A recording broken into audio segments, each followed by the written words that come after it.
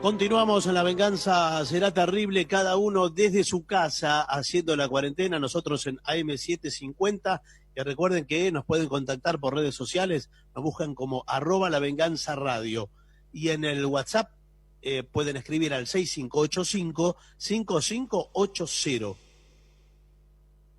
Hablaremos esta noche de Monsieur de Montespan, un marido ultrajado.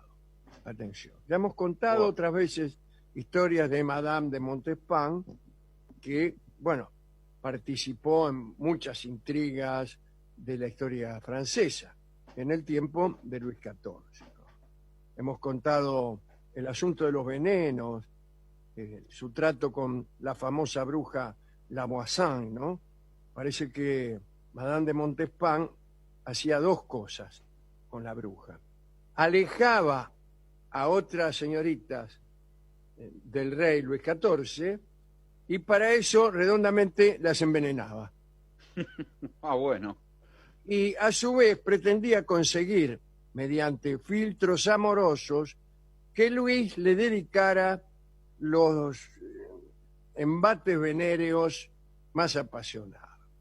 Como sabemos, no le fue muy bien en sus planes, sus crímenes fueron investigados, cayó en desgracia, y en cuanto a los filtros que servía a Luis, bueno, hicieron que el rey efectivamente despertara notablemente su deseo, pero lo malo era que lo satisfacía con otras. Eso es lo malo de los filtros amorosos.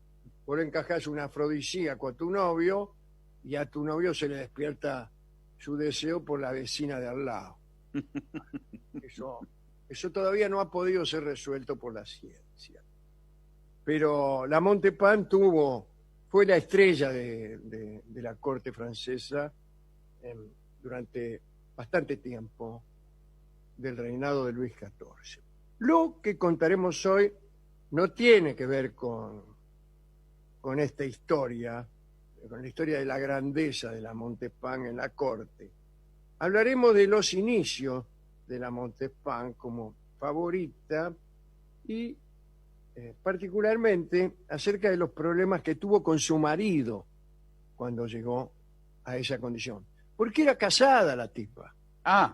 Era la principal de las minas que tenía el rey, pero era casada. No hace falta aclarar que en aquellos tiempos, ser la amante del rey debía llenar de orgullo al marido, la tipa. Pero bueno, es otra cosa. Francisca Atenea de Rochechouart, marquesa de Montespan, nació en 1641. Era hija de Gabriel de Rochechouart, marqués de Mortemart. En 1661, 20 años, Francisca egresó de un convento en donde había estudiado, pasó a laburar como señorita de la corte al servicio de la reina María Teresa.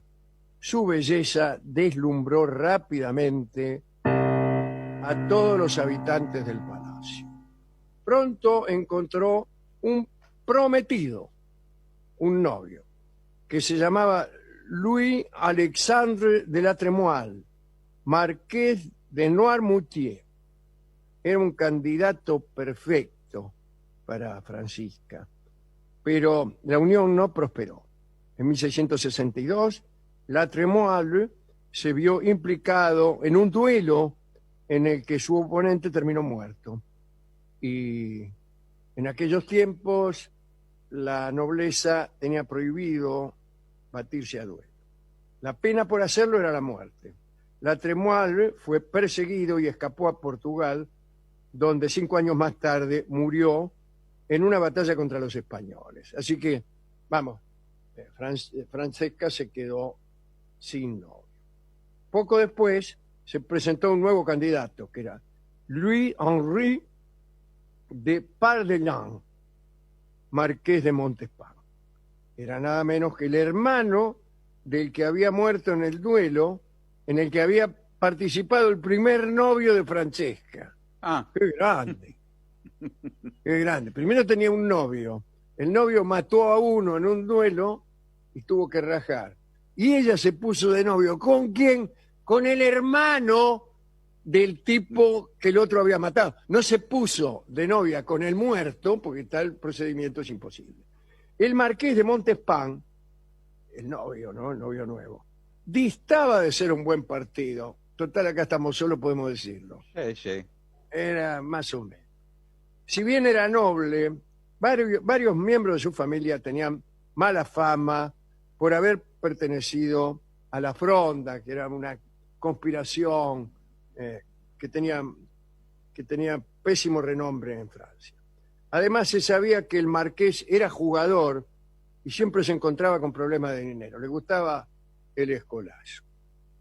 La boda se celebró en 1663 y Francisca se fue a vivir al marquesado de su esposo. Todo tranquilo. 10 meses después tuvieron una hija y en 1665 un varón. Luego de aquellos nacimientos, Francisca regresó solita a la corte. En aquel entonces Luis estaba un poco cansado de su favorita, Luisita de la Vallière. Dicen los cronistas que empezó a sentir tediosa la mansedumbre del amante, ¿no? ¿Qué hace Luis? Bueno, y empezó a esperar algo más. La vio alegre y hermosa Madame de Montespan y se enamoró. Parece que en la ciudad de Avesnes, allá por 1667, Madame de Montespan cedió a los asedios del rey, 26 años, se convirtió en su favorita. Para algunos, había logrado enamorar al rey después de participar de una misa negra en la que había pedido justamente ser del gusto de Luis, con la intervención de aquella bruja ya citada, La Voisin. A mediados de 1668, Luis, cada vez más enamorado, decidió ofrecer a su amante una fiesta. Organizó en Versalles alegrías fastuosas que iban a durar 8 días. 8 días, una fiesta. Señor, qué exagerado. Yo me pudro a la media hora. Calcule 8 días de fiesta.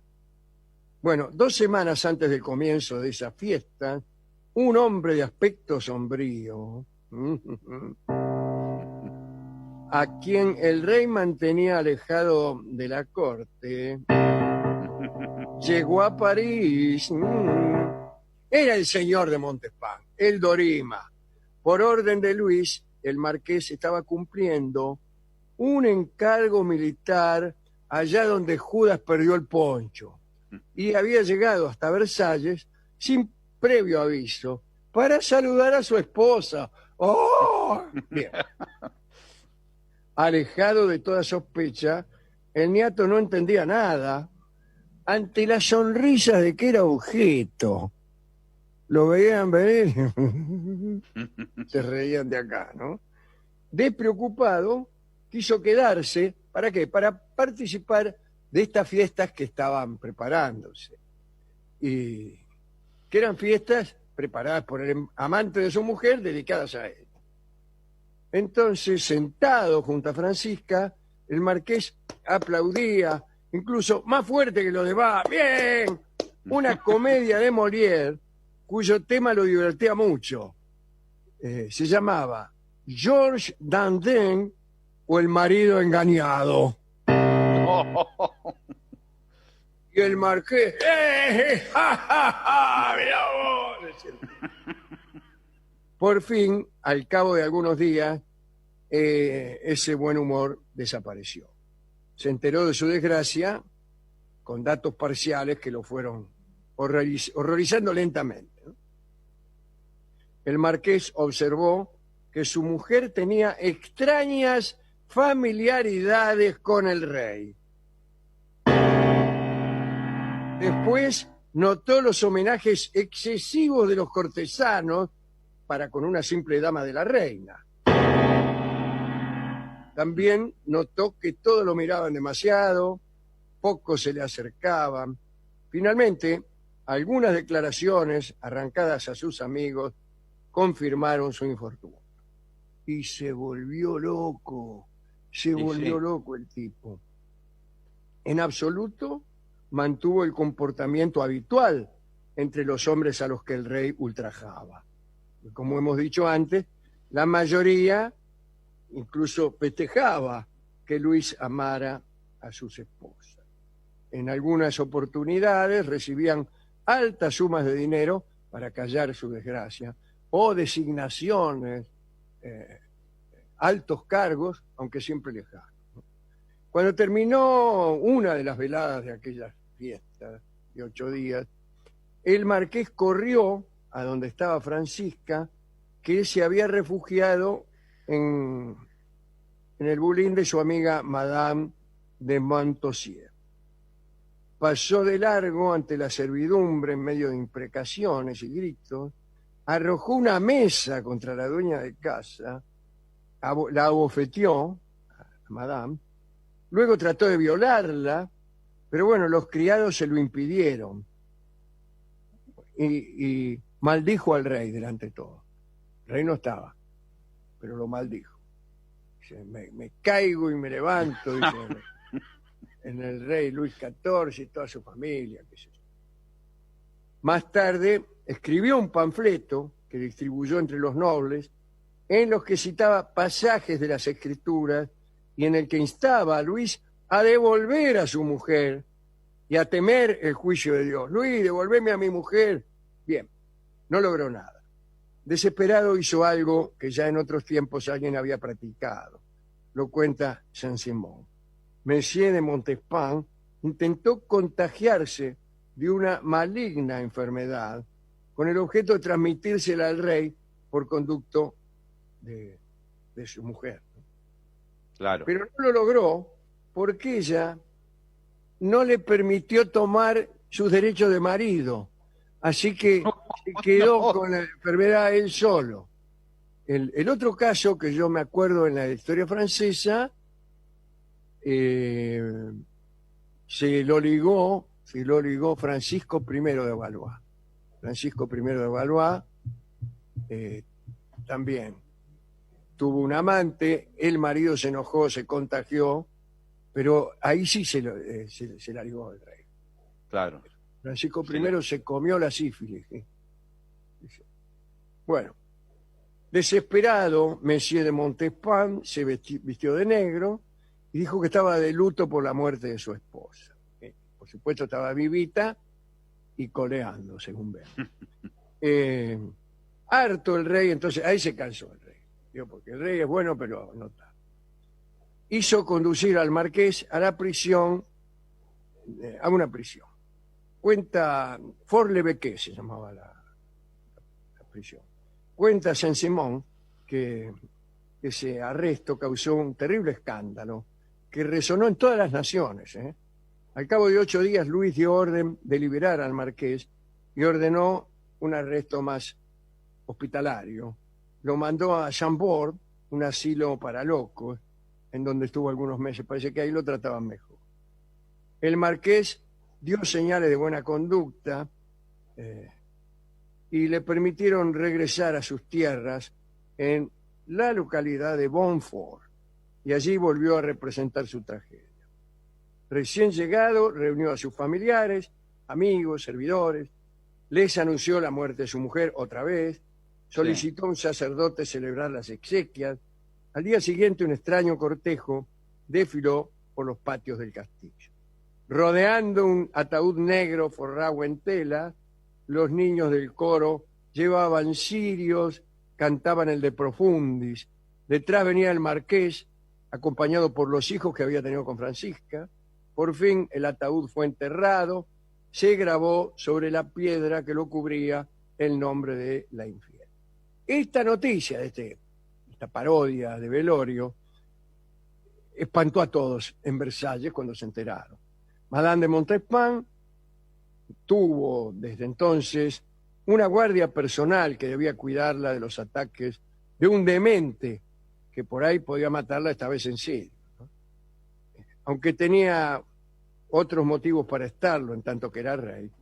Luis también vivió asustado por ese asunto durante mucho tiempo. En 1674, Luis y Francisca recibieron una carta que los alivió. El marqués de Montespan terminó por resignarse a lo irremediable y consintió en una separación oficial. Se recluyó en sus tierras y no molestó más. Tras estos episodios vinieron aquellos que citamos al comienzo, cuando Francisca se puso peligrosa, ¿no?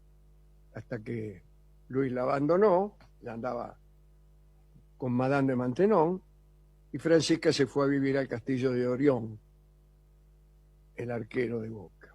No, señor. El rey sabía que ella era la culpable de los envenenamientos, que hemos contado al principio, y de las misas negras, pero no quiso que la inculparan. Solo la echó de la corte.